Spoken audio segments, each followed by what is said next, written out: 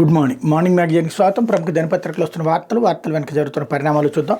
ఈనాడు చూస్తే ఇది మా ఏపీ బ్రాండ్ అన్నటువంటి వార్తను హైలైట్ చేసింది. ప్రపంచానికి తెలిపేలా దావోస్లో సీఎం చంద్రబాబు ప్రయత్నాలు, దిగ్గజ పారిశ్రామికవేత్తలతో వరుస భేటీలు, రాష్ట్రంలో పెట్టుబడులకు ఉన్న విస్తృత అవకాశాలపై చర్చ, కొత్త పారిశ్రామిక విధానాలకు సౌలభ్యాల ప్రస్తావన, ఏపీ బ్రాండ్ ఇమేజ్ని పెంచడం ద్వారా రాష్ట్రానికి భారీగా పెట్టుబడుల ఆకర్షణ కోసం నెట్వర్క్ ఏర్పాటు చేయడమే లక్ష్యంగా సాగిన ముఖ్యమంత్రి చంద్రబాబు 4 రోజులు దావోస్ పర్యటన గురువారంతో ముగిసింది.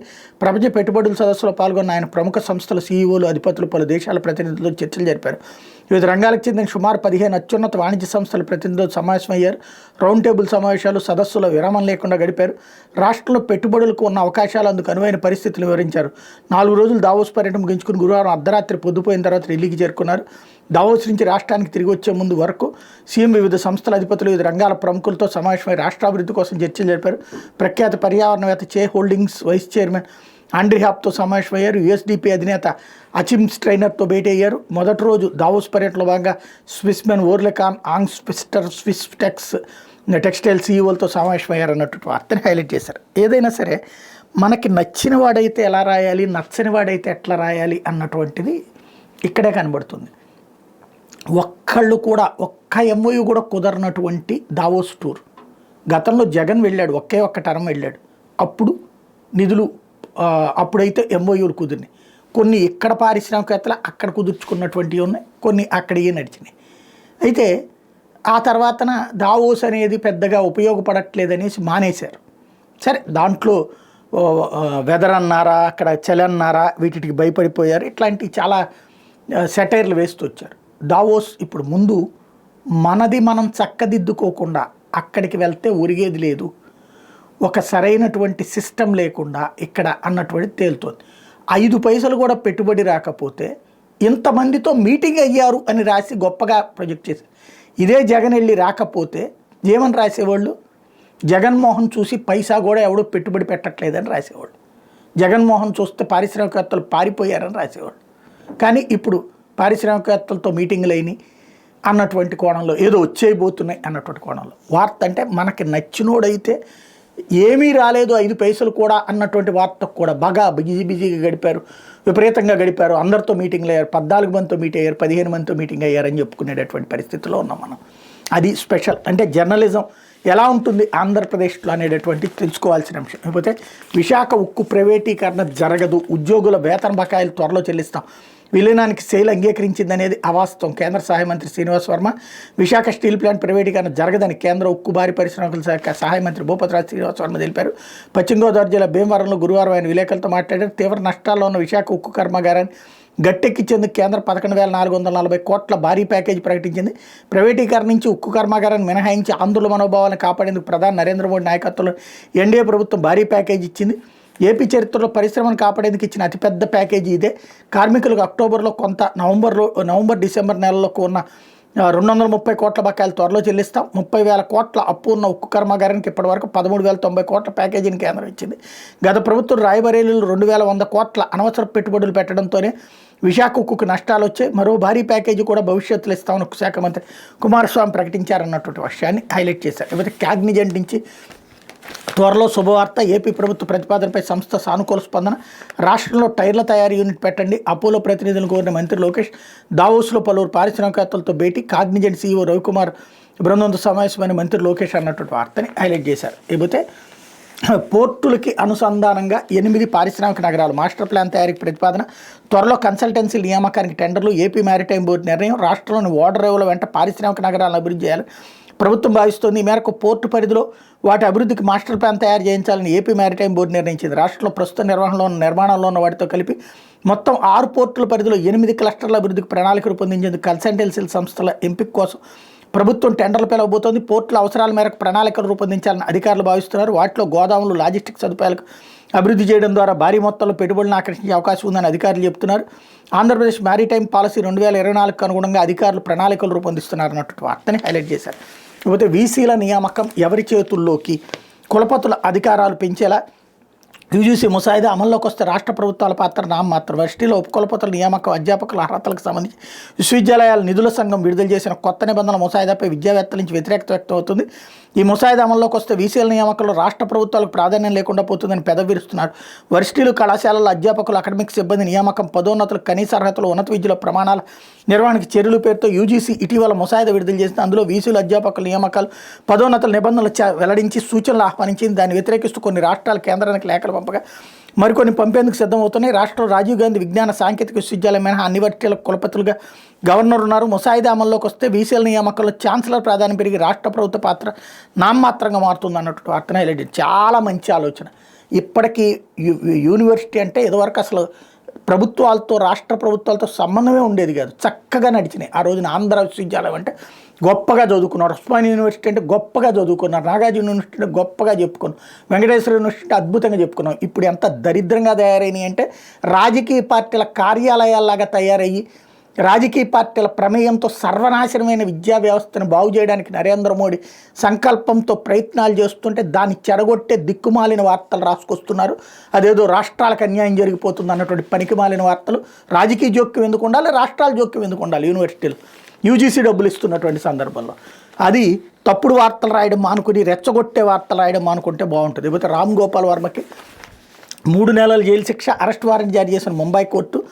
చెక్ బౌన్స్ కేసులో సినీ దర్శకుడు రామ్ గోపాల్ వర్మకు ముంబై కోర్టు 3 నెలల జైలు శిక్ష విధించింది. ఆయనపై నాన్ బెయిలబుల్ అరెస్ట్ వారెంట్ జారీ చేసింది. తీర్పు వెలువడిన నాటి నుంచి 3 నెలల్లో ఫిర్యాదుదారికి ₹3,72,219 పరిహారం చెల్లించాలని ముంబైలోని అంధేరి మ్యాజిస్ట్రేట్ కోర్టు ఆదేశించింది. హార్డ్ డిస్క్లు సరఫరా చేసే సంస్థకు చెందిన వ్యక్తి 2018లో రామ్ గోపాల్ వర్మకు చెందిన కంపెనీపై చెక్ బౌన్స్ కేసు దాఖలు చేశారు. 2022 ఏప్రిల్లో ₹5,000 నగదు పూచికత్తుతో కోర్టు వర్మకు బెయిల్ మంజూరు చేసింది. విచారణ అనంతరం ఈ నెల 21 రామ్ గోపాల్ వర్మకు శిక్ష విధిస్తూ అంధేరి మ్యాజిస్ట్రేట్ వైసీ పూజారి తీర్పునిచ్చారు. శిక్షామలకు గాను వర్మపై బెయిల్కు వీళ్ళని అరెస్ట్ వారెంట్ జారీ చేసి తీర్పు వెలువరించిన రోజు రామ్ గోపాల్ వర్మ కోర్టుకు హాజరు కాలేదు. అంధేరి కోర్టు తీర్పు వర్మ స్పందిస్తూ ఇది 7 ఏళ్ల క్రితం జరిగిన విషయం, నా మాజీ ఉద్యోగికి సంబంధించిన కేసు 2.38 లక్షల చెక్ బౌన్స్ కేసు, ప్రస్తుతం కేసు కోర్టులో ఉన్నది, నేను ఇంతకు మించి ఏం చెప్పలేను అన్నారు అన్నటువంటి వార్తని హైలైట్ చేశారు. అయితే గుడివాడలో అరాచక శక్తి షాడో ఎమ్మెల్యేగా పెట్టిరేగిపోతున్న తులసిబాబు వైకాపాయంలో రఘురామన్ చిత్రహింసలు పెట్టిన కేసులో నిందితుడు. అప్పటి సిఐడి చీఫ్ సునీల్కి నమ్మిన బంటూ ప్రభుత్వం మారిన తగ్గని హవా అంటూ అతని పేరు తులసి, లక్షణాల్లో మాత్రం గంజాయి మొక్క. గుడివాడ కేంద్రంగా అడ్డు అదుపు లేకుండా పెట్టిరేగిపోతున్న అరాచక శక్తి ఎన్నికలకు కొన్ని నెలల ముందు గుడివాడ చేరి తెలుగుదేశం పార్టీ అభ్యర్థి వెనుగండ్ల రాము విజయంలో క్రియాశీలకంగా వ్యవహరించాడు. అంతకు ముందు నుంచే ఉన్నవారి పరిచయం పెంచుకు ఆ గెలుపుతో మరింత బలపడింది. తులసి అనధికారిక ఎమ్మెల్యేగా చలామణి అయ్యే స్థాయికి అనుబంధం పెనవేసుకుపోయింది. ఈ షాడో ఎమ్మెల్యే పూర్తి పేరు కామేపల్లి తులసిబాబు. ప్రస్తుత ఉపసభాపతి రఘురామకృష్ణరాజును వైకాపా ప్రభుత్వంలో సిఐడి కస్టడీలో చిత్రహింసలు పెట్టిన కేసులో 6వ నిందితుడు. సిఐడి మాజీ చీఫ్ ప్రభుత్వ విచారణ ఎదుర్కొన్న అత్యంత వివాదాస్పద పోలీసు ఐపీఎస్ అధికారి పివి సునీల్ కుమార్కి నమ్మిన బంటూ ఇప్పుడు గుడివాడను అడ్డాగా మార్చుకుని అసాంఘిక శక్తుల్ని, రౌడీ గ్యాంగులను వెంటేసుకుని సెటిల్మెంట్ల దందాలతో రెచ్చిపోతున్నాడు అన్నటువంటి వార్తను హైలైట్ చేశారు. అప్పుడు మరి వైఎస్ఆర్ కాంగ్రెస్ పార్టీలు ఎట్లా చేశాడు, ఇప్పుడు ఇందులో ఎట్లా చేస్తున్నాడు అన్నది వీళ్ళే సమాధానం చెప్పాలి. అక్కడ అతను రఘురామకృష్ణరాజు మనిషి ఇప్పుడు తెలుగుదేశం పార్టీ ఎమ్మెల్యే మనిషి ఎట్లా అయ్యాడు, ఇంకోటి అప్పుడు అక్కడ లేడు అని వీళ్ళే చెప్తున్నారు. మళ్ళీ ఇప్పుడు అక్కడ కథ అంతా నడిపింది అతనేనని చెప్తున్నారు. ఎలా పడితే అట్లా రాసుకునేటటువంటి కాన్సెప్ట్ నడుస్తుంది. అయితే సాక్షి దారి ఖర్చులు దండగా అన్నటువంటి వార్తని హైలైట్ చేశారు. ₹1 ఒప్పందాలు లేకుండా ఒట్టి చేతులతో వెనక్కి చంద్రబాబు బృందం దావోస్ పర్యటన దారుణంగా విఫలం.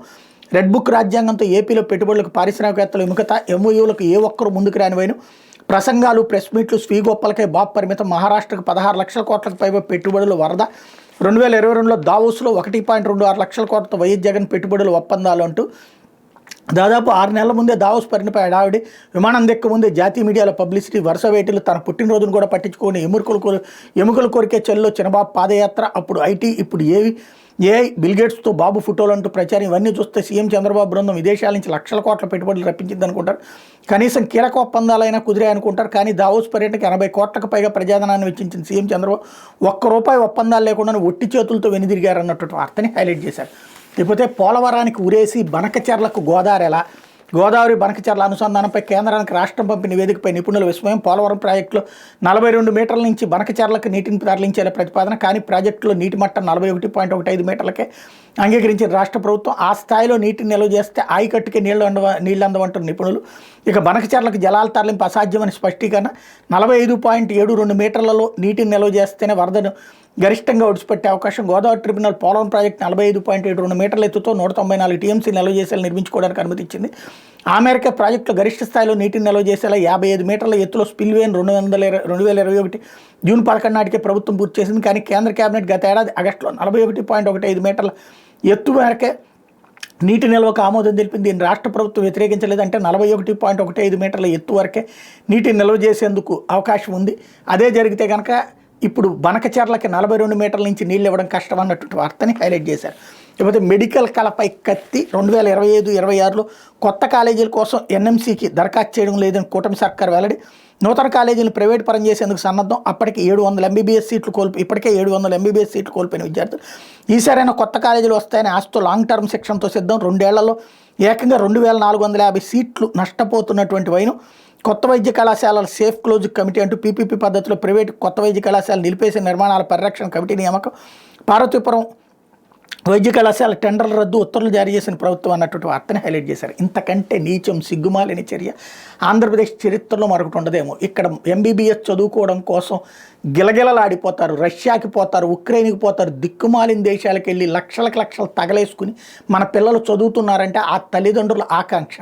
ఇదే నారాయణ చైతన్య కళాశాలల్లో ఎందుకు ఆ కోర్సు పెట్టి చదివిస్తున్నారు, అక్కడ నీట్ కోసం అని చెప్పేసి ఎందుకు విలవిల్లాడిపోతున్నారు, ఎందుకు అన్ని లక్షల మంది చదువుతున్నారు అంటే మెడికల్ సీట్ల కోసమే కదా. అంత మెడికల్ సీట్లు ఆంధ్రప్రదేశ్లోనే చక్కటి అద్భుతమైన అవకాశం వస్తే వద్దని కాలేజీలు మూసుకునే దరిద్రపు పరిస్థితి ఒక రాష్ట్ర ప్రభుత్వము ఆఫ్టర్ ఆల్ అవసరమైతే 10,000 కోట్లు పెట్టైనా సరే చేయాల్సింది పోయి ఆఫ్టర్ ఆల్ ఒక్కొక్క కాలేజీకి 200 కోట్లు 300 కోట్లు మేము ఖర్చు పెట్టలేమని చెప్పేసి మూసేసుకుంటామంటే కాలేజీలు వద్దనుకుంటే ఇంకా అసలు రాష్ట్రం అభివృద్ధి ఎప్పుడు సాధ్యం అవుతుంది?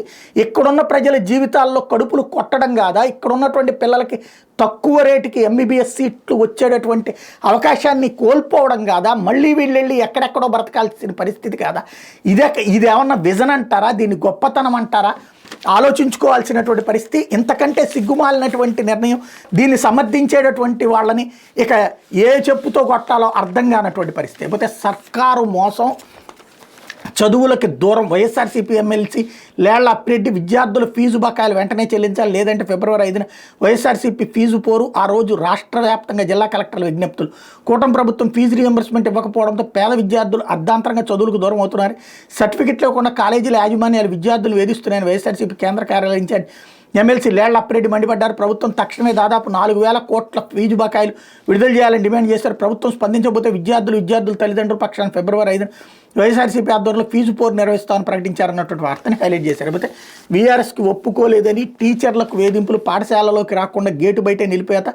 బాపట్ల జిల్లాలో ఎయిడెడ్ పాఠశాల యాజమాన్యం దుర్మార్గం. తమ పాఠశాలలో పనిచేస్తున్న 2 ఉపాధ్యాయులు వాలంటీర్ రిటైర్మెంట్కి ఒప్పుకోలేదని కొద్ది రోజులుగా వేధిస్తోంది ఎయిడెడ్ స్కూల్ యాజమాన్యం. అప్పటి నుండి వారికి వేతనాలు సైతం రాకుండా చేసిన చివరికి గురువారం పాఠశాలకు వెళ్ళే నిద్రోపాధ్యాయులు గేటు వద్ద అడ్డుకుని లోపలికి రావద్దని హుకుం జారీ చేసింది. ఈ ఘటన బాపట్ల జిల్లా పర్చూరు మండలం చెరుకూరులో ఆంధ్రకేసరి మెమోరియల్ రెసిడెన్సీ ఎయిడెడ్ ఉన్నత పాఠశాలలో చోటు చేసుకుంది. ఈ పాఠశాలలో గణితోపాధ్యాయుడిగా సిహెచ్ వెంకటేశ్వర్లు, తెలుగు పండిట్గా కేవీ పద్మావతమ్మ 30 సంవత్సరాలుగా పనిచేస్తున్నారు. వీళ్లలో ఒకరికి 3 ఏళ్ళు, మరొకరికి 2.5 ఏళ్ళు సర్వీస్ మిగిలింది. అయితే వీళ్ళిద్దరిని వాలంటీర్ రిటైర్మెంట్ ఇవ్వాలని యాజమాన్యం ఏడాది నుంచి ఒత్తిడి చేస్తుంది. ఈ విషయం గత ఏడాది ఫిబ్రవరిలో 2 ఉపాధ్యాయులని స్కూల్లోకి రాకుండా అడ్డుకుంది. అప్పట్లో వ్యవహారం మీడియాకు చేరడంతో నాటి బాపట్ల డీఈఓ ఆదేశాల మేరకు వాళ్ళిద్దరిని స్కూల్లోకి అనుమతించింది. అయితే నాటి నుంచి 2 ఉపాధ్యాయులకు వేతనాలు రాకుండా యాజమాన్యం అడ్డుపడుతోంది. వీఆర్ఎస్ ఇస్తేనే స్కూల్లోకి రావాలని గురువారం మరోసారి గేటు బయటపై నిలబెట్టింది. తమకు 2024 ఫిబ్రవరి నుంచి జీతాల బిల్లులు మంజూరు చేయకుండా యాజమాన్యం వేధిస్తోందని ఉపాధ్యాయులు వెంకటేశ్వర్లు, పద్మావతమ్మ వాపోయారు. కాగా ఉపాధ్యాయులని వేధించిన ఎయిడెడ్ స్కూల్ యాజమాన్యంపై చర్యలు తీసుకోవాలని ఏపీ టీచర్స్ గిల్డ్ ఓ ప్రకటనలు డిమాండ్ చేసింది అన్నటువంటి వార్తని హైలైట్ చేశారు. లేకపోతే ఆంధ్రజ్యోతి గదుల్లోనూ గోల్మాల్ గోవింద అంటూ టీటీడీ కాటేజీలు, గెస్ట్ హౌస్లు బుకింగ్ స్కామ్. జగన్ జమానాలో భారీ కుంభకోణం. దాతలకు ఏటా కొన్ని రోజులు ఉచిత వసతి, 20 ఏళ్లు దాటితే డోనర్ల లేఖలు చెలవు. అయినా వారి పేరుతో నకిలీ లేఖల సృష్టి, దళారులతో కొందరు సిబ్బంది కుమ్మక్కు. ఆన్లైన్లో ఉచితంగా గదులు బుకింగ్, భక్తుల నుంచి సొమ్ముల వసూలు. 5 ఏళ్ల పాటు చెలరేగిన గదులు మాఫియా. 200 పైగా కాటేజీలు దుర్వినియోగం. కాదేదే అవినీతికి అనర్హం. దాచుకునేందుకు ఏ చిన్న ఛాన్స్ దొరికినా దోపిడీనే. కొండలపైన, కొండ మీద దేవుడిపైన వదిలేది లేదు. ఇది 5 ఏళ్ల పాటు జగన్ జమానా సాగిన తీరు. తిరుమలలో వైసీపీ పెద్దలు అడ్డగోలుగా దర్శనాలకు గేట్లు ఎత్తగా దళారుల సిబ్బందిలో కొందరు గదుల స్కామ్కి తెరలేపారు. 5 ఏళ్లు అప్రతిహతంగా ఈ కుంభకోణం సాగింది అన్నటువంటి వార్తని హైలైట్ చేశారు. లేకపోతే మళ్ళీ ఏపీ బ్రాండ్ అంటూ దావోస్ సదస్సులో బయటపడ్డ మన ఎనర్జీ, ఐటీ నుంచి ఏఐ వరకు, డేటా సెంటర్ నుంచి గ్రీన్ ఎనర్జీ, హైడ్రోజన్ హబ్ వరకు ఏపీలోని విస్తృతమైన అవకాశాలపై ప్రచారం, ఉపాధి కేంద్రంగా పెట్టుబడులకు ఆహ్వానం, ఏపీలో సుదీర్ఘ తీరం, అపార నైపుణ్య యువత, దిగ్గజ కంపెనీలను ముప్పించిన సానుకూలతలు, సీఎం చంద్రబాబు, మంత్రి లోకేష్ వరుస భేటీలు అన్నటువంటిది. వీళ్ళు కూడా చూశారు కదా ఎలా రాసుకొస్తారన్నటువంటిది. ఒక్క పైసా రాకపోయినా మళ్ళీ ఏపీ బ్రాండ్ ఇమేజ్ పెరిగిందంట. మరి ఇంతకుముందు జగన్ ఉన్నప్పుడు 1,00,000 కోట్ల రూపాయల దాకా పెట్టుబడులు పెట్టినటువంటి వాళ్ళు ఏ బ్రాండ్ చూసి ఇచ్చారు? ఏపీ బ్రాండే కదా. అంబానీ, అదానీ, జిందాలు, భజంకా వీళ్ళందరూ ఎందుకు పెట్టుబడి పెట్టడానికి ముందుకు వచ్చారు? మరి జగన్ ఉన్నప్పుడే కదా. మరి అప్పుడు ఏపీ బ్రాండ్ బాగానే ఉంది కదా. అప్పుడు అది బ్రాండ్ నాశనం అయిపోయిందని చెప్పి ఇప్పుడు 5 పైసలు రాకపోయినా బ్రాండ్ ఇమేజ్ పెరిగిపోయిందని చెప్పి వార్తలు రాయడం వీళ్ళకే చెల్లినటువంటిది. లేకపోతే అటవీ శాఖ పచ్చగా కళకళలాడాలి, ముందు వరుసలో నిలిపేలా పనిచేయాలి, సమస్యల పరిష్కారంపై నివేదిక ఇవ్వండి, అటవీ భూముల పరిరక్షణకు ప్రత్యేక డ్రైవ్, ఎర్రచందనం అక్రమ రవాణాపై పటిష్టనిగా, అటవీ ఉత్పత్తుల ఆదాయం పెంపుపై ప్రణాళిక, అధికారులకు డిప్యూటీ సీఎం పవన్ ఆదేశాలు, సిబ్బంది కొరతను సీఎం దృష్టికి తీసుకెళ్తానని వెల్లడి, అటవీ శాఖలో దీర్ఘకాలంగా ఉన్న సమస్యల పరిష్కారాన్ని తీసుకోవాల్సిన చర్యలపై సత్వరమైన నివేదిక సిద్ధం చేయాలని ఉప ముఖ్యమంత్రి, ఆ శాఖ మంత్రి పవన్ కళ్యాణ్ గురువారం అధికారులను ఆదేశించారు. సమర్థత కలిగిన అధికార యంత్రాంగం ఉన్న గత కొన్నేళ్లుగా అటవీ శాఖ సరైన ప్రగతి, మంచి ఫలితాలు సాధించలేకపోయింది ఆయన గుర్తించారన్నటువంటి వార్తని హైలైట్ చేశారు. అయితే 10 లక్షల వరకు ఐటీ లేదు, క్వశ్చన్ మార్క్, బడ్జెట్లో వేతన జీవులు కోరట, కొత్తగా 20% పన్ను స్లాబ్ యోచన, నిర్మల పరిశీలనలో ఉన్నట్టు కథనం అంటూ ఇట్లాంటివి రాస్తారు. తర్వాత జరగలేదంటే నిరాశకు గురి చేశారని రాస్తారు. వీళ్ళే ఆశ్రయం పెట్టిస్తారు. ఆవిడైతే ఏమీ చెప్పలేదు, కేంద్ర ప్రభుత్వం ఏమీ చెప్పలేదు. కాబట్టి ఇట్లాంటి వార్తలు నమ్మి ఏ ఆశ పెట్టుకోవద్దు. ఏ ఆశ పెట్టుకోకపోతే ఏదొచ్చినా గొప్పగా ఉంటుంది. ఆశ అధికంగా పెట్టుకుంటే ఆ తర్వాత అది రానప్పుడు కోపం వస్తుంది, తిట్లు వస్తుంటాయి. లేకపోతే 500 కోట్లు ఎక్కడ లేఅవుట్లలో జనాన్ని ముంచిన జగన్ క్రమబద్ధీకరణ పేట వసూలు చేసిన సొమ్ము ఏమైనట్టు, పట్టణ వాసుల నుంచి వసూలు, కోర్టు ఆదేశాలతో రెగ్యులరైజేషన్ బ్రేక్, చెల్లించిన ఫీజు వెనక్కి ఇవ్వని వైనం, ఎక్కడ వాడారో చెప్పని వైసీపీ సర్కార్, త్రిశంకు స్వర్గంలో మున్సిపాలిటీ లేఅవుట్లు అంటూ గత జగన్ ప్రభుత్వంలో జరిగిన అక్రమాలు తవ్వే కొద్దీ బయటపడుతూనే ఉన్నాయి. ప్రకృతి వనరులు దోచుకోవడమే కాక చివరకు ప్రజలను కూడా మోసం చేశారు. పట్టణాల్లో అనధికారిక లేఅవుట్ల రెగ్యులరైజేషన్ స్కీమ్ పేరిట 500 కోట్లకు పైగా వసూలు చేశారు. సొమ్ము ఏమైందో తెలియడం లేదు. ఎక్కడెక్కడ ఖర్చు చేశారో లెక్కలు పోవు. పోనీ లేఅవుట్లైనా క్రమబద్ధీకరించారంటే అది లేదు, డబ్బులు వసూలు చేసి వదిలేశారు. దీంతో లేఅవుట్ యజమానులు స్థలాలను కొన్నవాళ్ళు లబోదిబోమంటున్నారు. టిడ్కోల డిపాజిట్లు వెనక్కి చెల్లించుకోవడం, పట్టణ పేదలను ఎప్పుడు గత ప్రభుత్వాలు మంజూరు చేసిన ఇళ్లకు ఓటీఎస్ పేరిట ఇబ్బంది పెట్టారన్నటువంటి వార్తని హైలైట్ చేశారు. ఇది దినపత్రికలు వచ్చినటువంటి వార్తలు వెనకాల జరుగుతున్నటువంటి పరిణామాలు.